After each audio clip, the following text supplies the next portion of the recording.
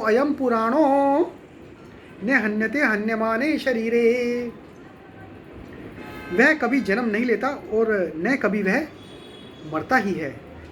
एक बार अस्तित्व में आ जाने के बाद उसका अस्तित्व फिर कभी समाप्त नहीं होगा।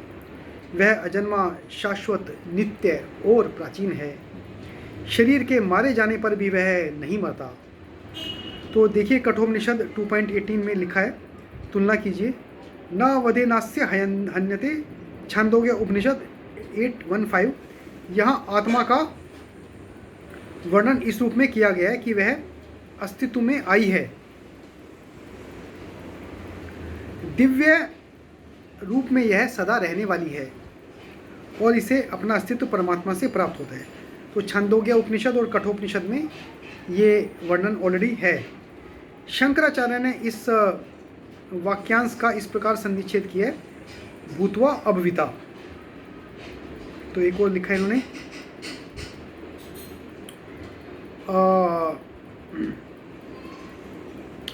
वेदा विनाशिनम नित्यम यह एनम अजम अव्यम कथम स पुरुष पार्थ कम घात्यति हंतिकम।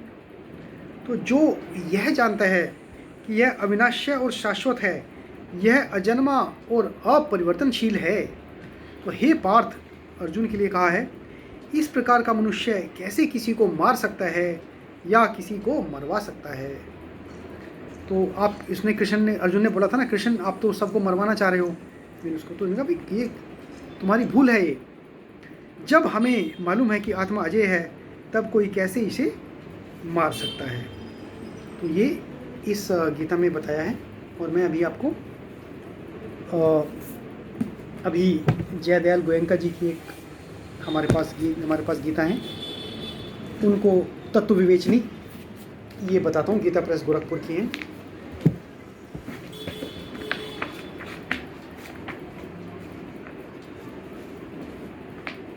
न जायते म्रियते वा कदाचिन्नायं भूत्वा भविता वा न भूय अजो नित्य शाश्वतो अयम पुराणो न हन्यते हन्यमाने शरीरे। यह आत्मा किसी काल में भी न तो जन्मता है और न मरता ही है, तथा न यह उत्पन्न होकर फिर होने वाला ही है, क्योंकि यह अजन्मा, नित्य, सनातन और पुरातन है। शरीर के मारे जाने पर भी यह नहीं मारा जाता।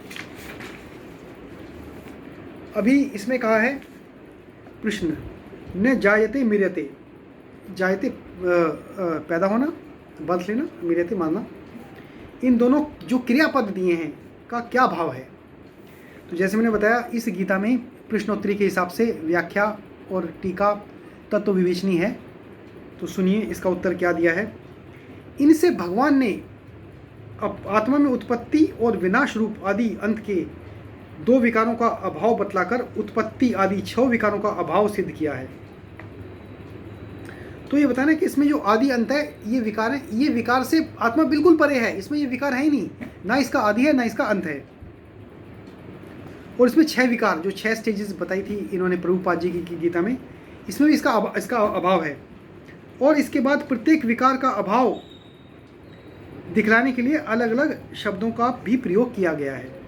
तो ये उन्होंने जो ये अपोजिट वर्ड्स थे, ये इसलिए कहा है कि ना आत्मा इन सब से परे है। और इसमें दूसरा प्रश्न क्या पूछा है, उत्पत्ति आदि 6 विकार कौन से हैं,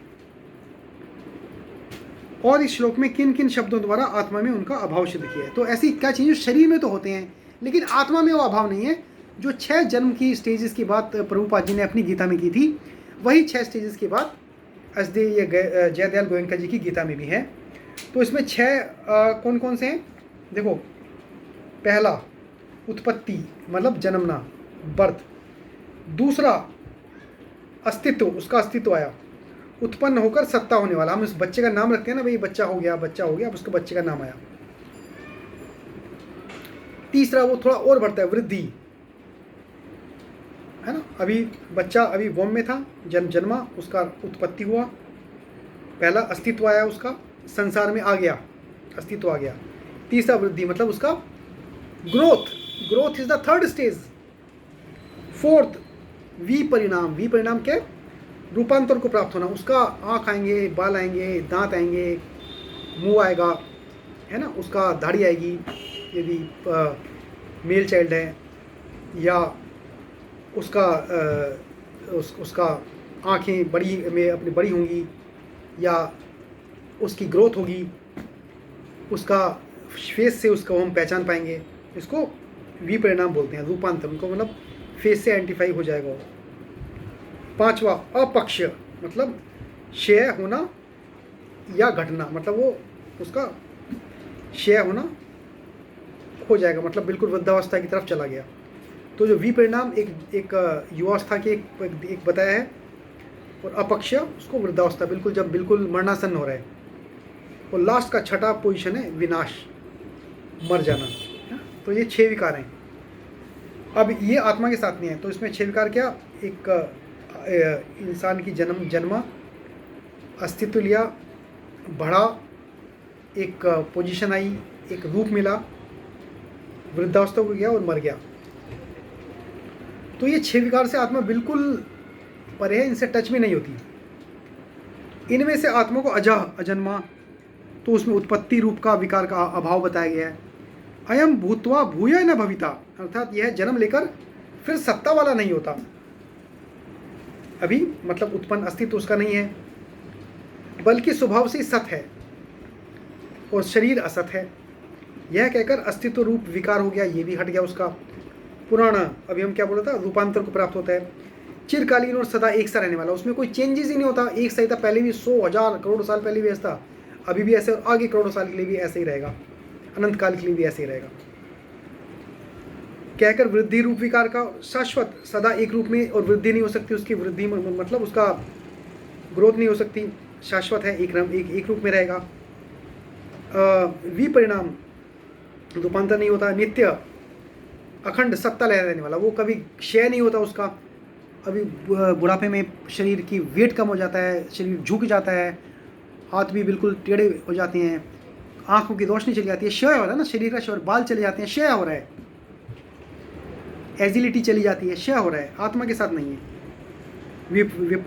नित्य अखंड सत्ता वाला है कहकर क्षय का, तो क्षय भी उसका विकार नहीं है। और शरीर हन्य माने न हन्य थे, शरीर के नाश से इसका नाश नहीं होता, तो मर जाता है, लेकिन आत्मा तो नाश नहीं होता। यह कर विनाश का अभाव है। तो इन सारे के सारे 6 विकारों का सर्वथा ही बिल्कुल ही अभाव है आत्मा के संदर्भ में। 19वें श्लोक में भगवान ने यह बात कही कि आत्मा न तो किसी को मारता है और न किसी के द्वारा मारा जाता है। उसके अनुसार 20वें श्लोक में उसे विकार रहित बतलाकर इस बात का प्रतिपादन किया कि वह क्यों नहीं मारा जाता, क्योंकि शरीर के जो 6 स्टेजेस हैं वो आत्मा के साथ नहीं हैं। अब अगले श्लोक में वह बतलाते हैं कि वह किसी को मारता क्यों नहीं। वेदा विनाशम नित्यम य एनम अजम अव्यम कथम स पुरुष पार्थ कम घात्यति हंति कम। हे प्रथापुत्र अर्जुन, जो पुरुष इस आत्मा को नाश रहित, नित्य, अजन्मा और अव्यय जानता है, वह पुरुष कैसे किसी को मरवाता है और कैसे किसको मारता है। यही इसका भावार्थ है। इसका तात्पर्य क्या है, अब इसका प्रश्न के रूप में है। इस श्लोक में भगवान के कथन का क्या अभिप्राय है, तो इस उत्तर में यह कहा गया है।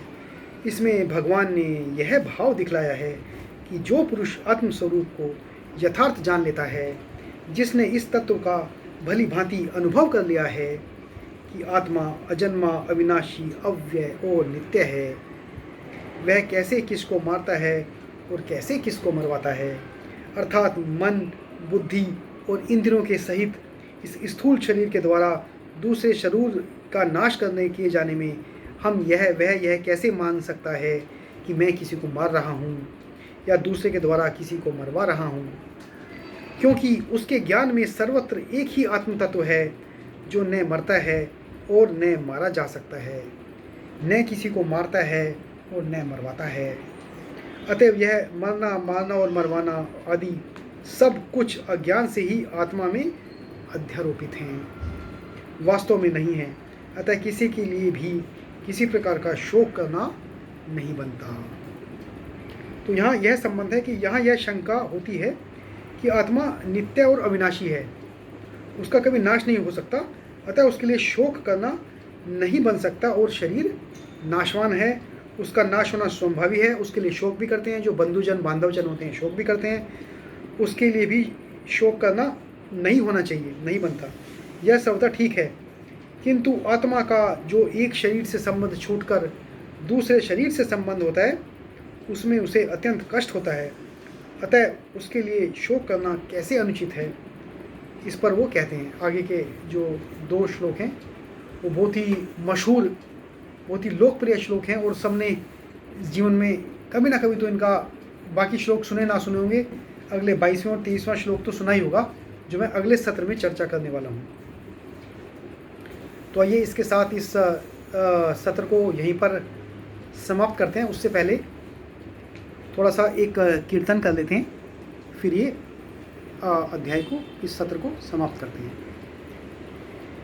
तो ग्रंथराज श्रीमद् भगवद गीता की जय हो, उन सभी ग्रंथों की जय हो जिन्होंने हमें इतना ज्ञान दिया, और इसी ज्ञान से विज्ञान का प्रतिपादन हुआ है। उस विज्ञान से टेक्नोलॉजी का उदय हो, उस टेक्नोलॉजी से हम अपने जितने भी सुख साधन, जितने भी इंस्ट्रूमेंट्स, जितने भी मशीन्स हम यूज़ कर रहे हैं अपनी सुख सुविधा में, वो उस टेक्नोलॉजी की देन है, टेक्नोलॉजी साइंस की देन है, साइंस ज्ञान की देन है। और ये सब जितने ग्रंथ हैं वो सब ज्ञान, उनसे हमें ज्ञान मिला है। और जितने भी ग्रंथ हैं, ये सब जितने भी हैं, ये सब उस परमात्मा के बनाए हुए उन ज्ञानी महात्मा पुरुषों ऋषियों के द्वारा लिखे गए हैं, जिनमें वही उस आत्मा का अंश है। तो आइए उस परमात्मा के प्रति अपनी कृतज्ञता प्रकट करते हुए, इस प्रकृति के प्रति अपनी कृतज्ञता प्रकट करते हुए, इस समाज के प्रति, इस देश के प्रति अपनी कृतज्ञता प्रकट करते हुए हम थोड़ा सा कीर्तन करते हैं। हरे कृष्णा कृष्ण कृष्ण हरे हरे, हरे राम राम राम हरे हरे। हरे कृष्ण कृष्ण कृष्ण हरे हरे, हरे राम राम राम हरे हरे। हरे कृष्ण कृष्ण कृष्ण हरे हरे, हरे राम राम राम हरे हरे। हरे कृष्ण कृष्ण कृष्ण हरे हरे, हरे राम राम राम हरे हरे। हरे कृष्ण कृष्ण कृष्ण हरे हरे, हरे राम राम राम हरे हरे। हरे कृष्ण कृष्ण कृष्ण हरे हरे, हरे राम राम राम हरे हरे। हरे कृष्ण कृष्ण कृष्ण हरे हरे, हरे राम राम राम हरे हरे। हरे कृष्ण कृष्ण कृष्ण हरे हरे, हरे राम राम राम हरे हरे। हरे कृष्ण कृष्ण कृष्ण हरे हरे, हरे राम राम राम हरे हरे। हरे कृष्ण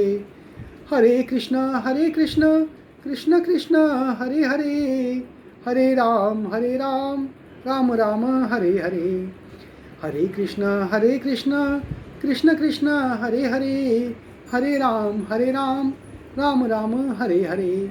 हरे कृष्ण कृष्ण कृष्ण हरे हरे, हरे राम राम राम हरे हरे। हरे कृष्ण कृष्ण कृष्ण हरे हरे, हरे राम राम राम हरे हरे। सभी भक्तजनों को हमारा प्रणाम। अगले सत्र में अगले बृहस्पतिवार 7:30 से 8:30 बजे संध्या के समय में फिर से मुलाकात होगी। तब तक के लिए आज्ञा दीजिए। नमस्कार। हमारे चैनल को सब्सक्राइब कीजिए। Krishna Geeta live Instagram, YouTube, Facebook, Twitter पर कृष्ण गीता लाइव है। इसको आप अलर्ट कर दें, सब्सक्राइब का बटन दबा दें। धन्यवाद। नमस्कार।